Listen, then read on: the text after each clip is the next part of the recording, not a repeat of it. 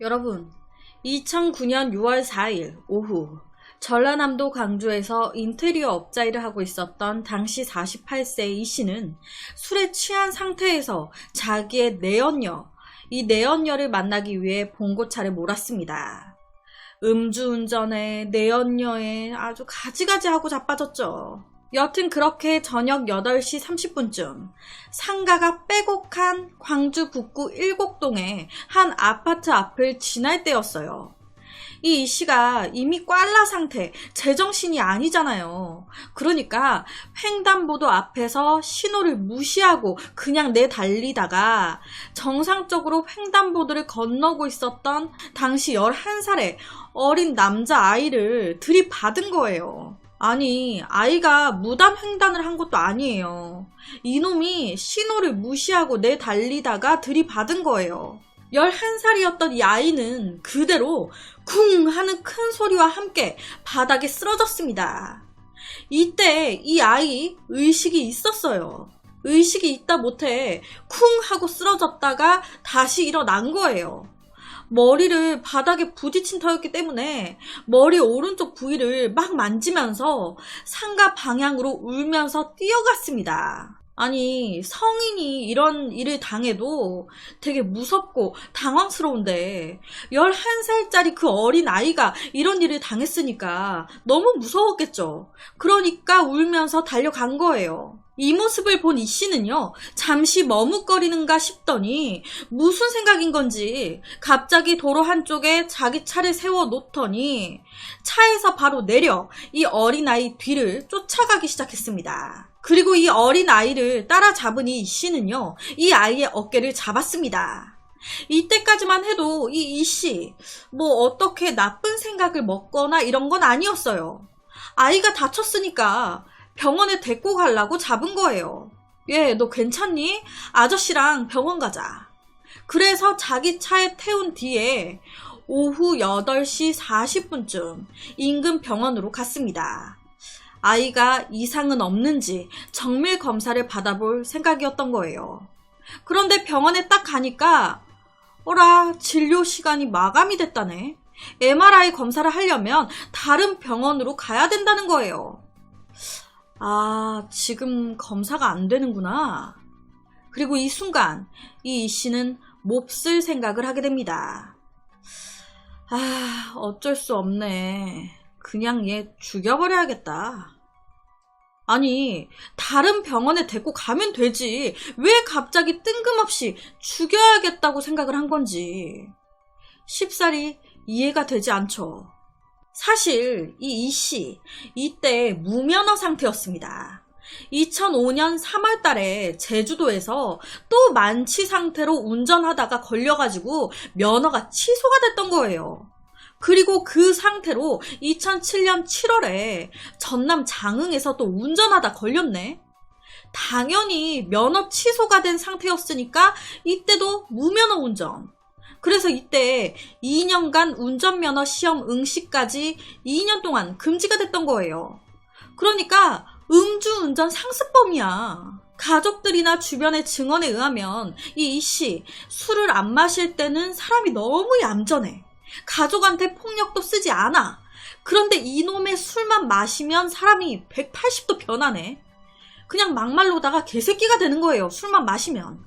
그렇게 2008년 6월 음주 무면허 운전으로 인한 운전면허 취소가 사면 복권됐습니다.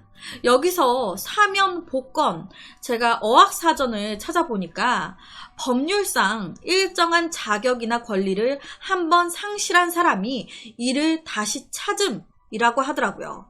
그러니까 운전면허 시험을 보고 딸 수 있게 된 거예요. 이 사건이 일어난 건 2009년 6월 4일. 그런데 이로부터 3개월 후인 9월, 이 9월 달에 이 씨 운전면허 시험을 앞두고 있는 상태였습니다. 그러니까 이 씨 무면허 상태에서 또 술을 퍼먹고 운전했던 거예요. 그러다가 교통사고까지 낸 겁니다. 혼자서 벽을 들이받은 것도 아니고 차를 박은 것도 아니고 사람을 쳤어. 아씨, 이번에 또 적발되면은 이거 뭐 영영 운전면허 취득을 못할 것 같은데, 아, 이거 어떡하지? 그래서 죽여야겠다라고 생각을 했던 거예요. 이 어린아이의 목숨이 운전면허증보다 못해. 이게 무슨... 병원에서 나온 이 씨는요, 어린아이를 조수석에 앉히고 담양으로 출발했습니다. 평소 친구랑 간 적이 있었던 담양, 고서면 금연리의 한 저수지로 차를 몰았어요. 이때까지만 해도 11살이었던 이 아이는요, 아무것도 모르고 있었습니다. 이 악마의 검은 속을 모르고 있었어요. 그런데 갑자기 이 아저씨가 차를 되게 어둡고 외진 산길로 가니까 뭔가 사람의 촉이 이상했던 거예요. 그러니까 이때부터 이 어린 아이는요, 아저씨 살려주세요. 제가 잘못했어요. 살려주세요. 라고 하면서 애원하기 시작했습니다. 아니, 이 아이 태권도 학원 갔다가 오는 길에 차에 부딪힌 거였어요. 태권도 학원 갔다가 횡단보도에서 신호에 맞춰서 잘 걷고 있다가 이게 무슨 일이에요 지금. 어린 아이의 이런 애원에도 불구하고 이 씨는 전혀 개의치 않았고 아랑곳하지 않았습니다. 목적지인 저수지 옆 도로변에 도착하자마자 이 씨는 뒷자리 상자에 들어있었던 무언가를 꺼냈어요.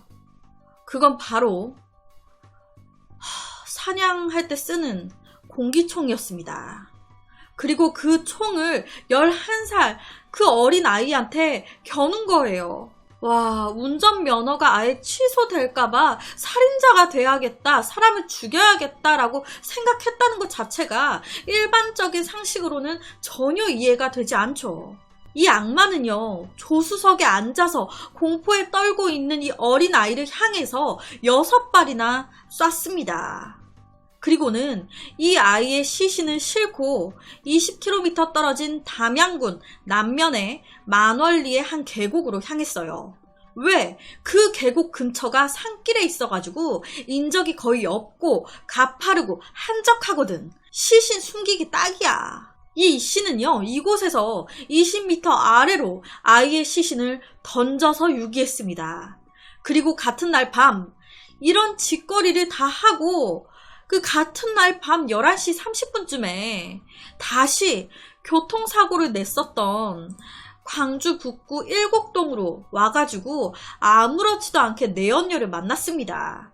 그러니까 죄의식 이딴 거 하나도 없었던 거예요. 아무 죄 없는 어린애를 죽여놓고 그렇게 살려달라고 울부짖는 애를 그렇게 만들어놓고 사고 직후부터 병원 그리고 살인 현장까지 걸린 시간은 고작 2시간 남짓의 정말 짧은 시간이었습니다. 그런데 여기서 더 경악스러운 거는 이때 이 내연녀를 만난 이 씨, 태연하게 범행을 들먹거렸다는 거예요. 야, 내가 방금 뭐하고 온지 아냐? 너 만나러 오는 길에 애 하나 쳤단 말이야. 걔 방금 죽이고 온 거야. 사람 하나 죽이는 거 별거 아니더만. 이런 식으로 아무렇지도 않게 들먹거린 거예요. 자기가 똑같은 피해자 상황, 반대 상황이 됐어도 이런 말이 주둥이에서 나왔을까요? 이 말을 들은 내연녀는요, 처음에는 이 말을 믿지 않았다고 해요. 그냥 이 남자가 술 취해서 거짓말을 하는구나, 허풍 떠는구나 라고 생각을 했던 거예요. 그런데 며칠 후에 정말 이 씨의 말대로 한 초등학생이 실종됐다는 전단지가 막 이곳저곳에 붙여져 있는 게 보여. 아, 설마. 그래서 이 내연녀가 경찰에 신고를 했던 거예요. 그러니까 술 처먹고 아이를 치고 술 처먹고 내연녀한테 얘기해서 걸린 거예요. 술로 시작해서 술로 끝나는. 여튼 이 신고를 접수한 경찰은 이 씨를 바로 체포했습니다. 그리고 내연녀한테 말한 내용이 모두 사실이냐라고 물었어요. 그러니까 내연녀가 한 말, 그거 다 사실 아니에요. 난 아이를 죽인 적이 없어요 라고 발뺌한 거예요. 그러니까 이 말인 즉슨 나는 악마 새끼예요. 난 그런 적 없어. 난 사람 새끼가 아니에요. 이 말과 똑같은 거죠. 하지만 경찰이 계속적으로 추궁하니까 찔려가지고 결론적으로는 뒤늦게 범행을 자백했습니다. 이 씨는요, 제가요 초등학교도 제대로 졸업하지 못했다 보니까 운전면허 없이는 살 수가 없어요. 그래서 정말 죄송합니다. 아니, 그렇게 운전이 중요했으면 음주운전 자체를 하지 말았어야죠. 운전 없이는 생계가 힘들어질 정도로 그랬으면 술 처먹고 운전을 하지 말았어야지.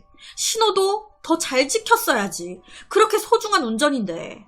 왜 자기가 술 처먹고 신호 안 지키고 하다가 면허 취소되고 한 거를 왜 죄 없는 어린 아이한테 그러냐고요. 뭐 여튼 이 씨는 자기가 죽였다고 자백하는 그 순간에도요, 진실을 말하지 않았습니다.